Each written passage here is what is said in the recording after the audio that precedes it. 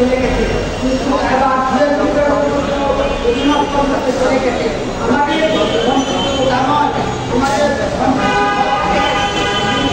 এখানে আমরা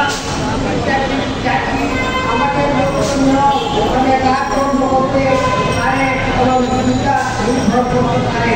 আমি এই বলে আমাদের আদিবাসী আমাদের আদিবাসী